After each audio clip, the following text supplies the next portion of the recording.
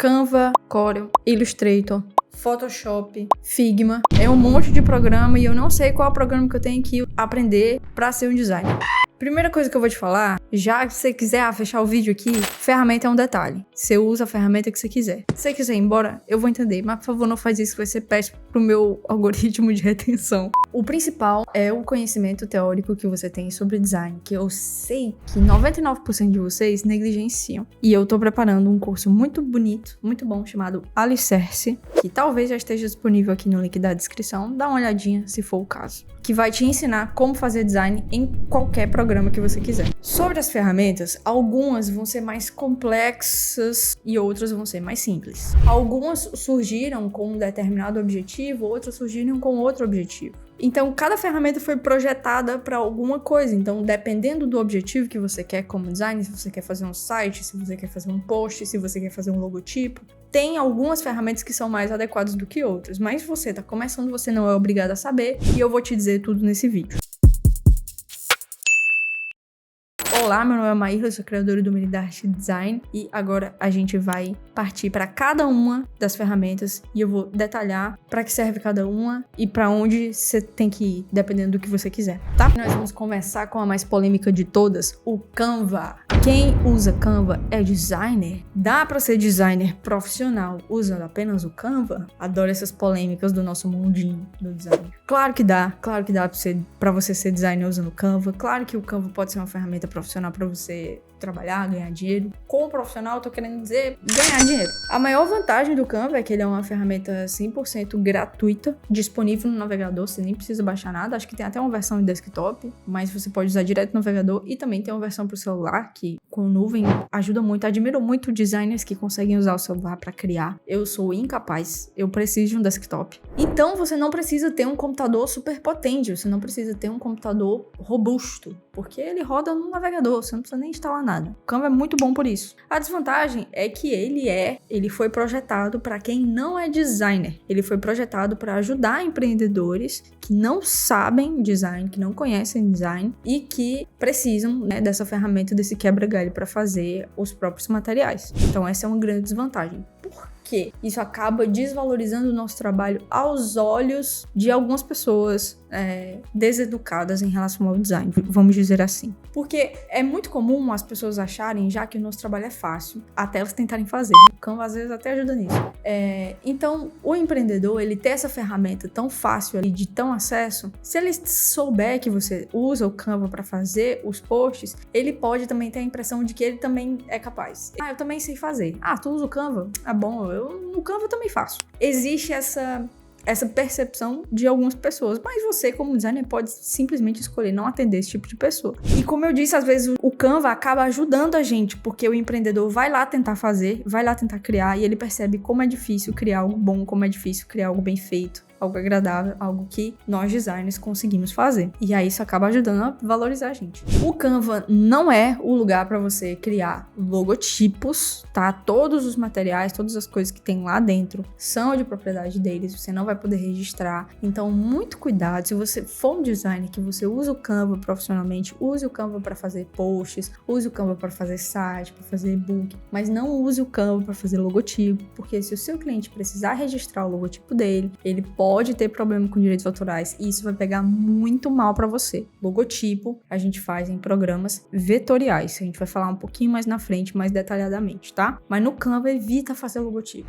Se você quer, eu quebrar um galho aqui rapidinho, tô precisando, nem sei se, tudo bem, faz, usa, ok, mas se você estiver atendendo um cliente, alguém que tá te pagando, não faz. E se você for fazer, explica pro cliente, eu vou usar o Canva, você não vai poder registrar, pipipi, porque senão você vai se dar mal depois. O Canva também tem aqueles templates, aqueles designs meio que prontos pra galera, porque como eu disse, ele foi projetado para não designers, então eles contratam designers para fazer os templates, para quem não é designer é só pegar o template e mudar. Eu recomendo que se você for trabalhar com Canva, você não faça isso, porque isso de fato o empreendedor pode fazer sem você, simplesmente mudar as cores dos negócios, mudar os textos lá e tá pronto o post. Se você for usar o Canva, crie a sua própria identidade visual, crie os seus posts do zero, porque aí você vai conseguir realmente mostrar o valor do seu trabalho, mostrar a qualidade que você tem, não simplesmente ser um editor de template. E o Canva também tem algumas ferramentas limitadas, ele tem crescido muito, né? Agora parece que colocaram camadas também. Eu não sei usar o Canva direito, tá? Eu me perco muito lá também. Eu sou toda errada.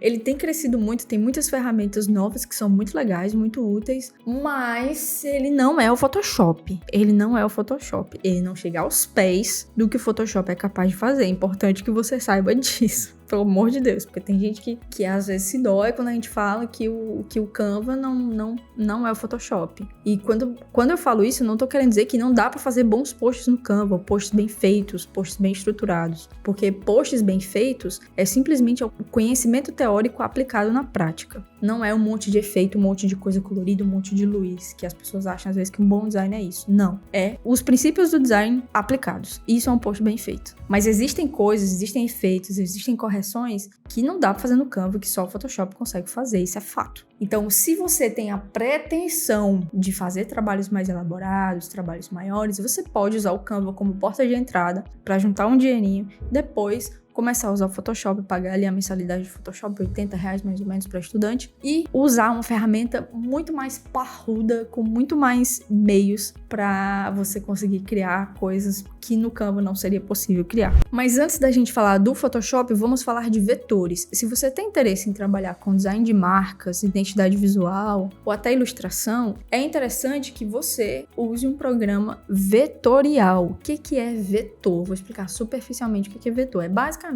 uma imagem que usa um cálculo diferente do bitmap, que é uma foto. O bitmap é feito de pixels. Quando você aumenta uma imagem de pixels, ela chega um momento que os pixels acabam e ela vai ficando toda quadriculada, sabe? Feia. Você vai perdendo qualidade. No vetor, isso é impossível acontecer. Você pode diminuir e aumentar o tanto que você quiser, que ela vai continuar perfeita. Perfeita. Sem nenhum quadradinho fora do lugar. Esse é o vetor. E existem programas ideais que trabalham com vetor. Os principais deles são o Illustrator e o CorelDRAW. E também tem o Figma. O Figma eu não conheço, eu não uso, então eu não vou falar muito dele aqui, porque eu não tenho familiaridade, mas eu sei que dá pra trabalhar com vetor no Figma. Eu não sei como que é a construção de logotipo lá dentro, porque eu nunca usei. Então, se você quer trabalhar como designer de marcas, eu recomendo que você use o Illustrator da Adobe ou o CorelDRAW. Eu uso o Illustrator porque eu já assino o pacote Adobe, né? Assino o pacote e tenho acesso a todos os programas da Adobe e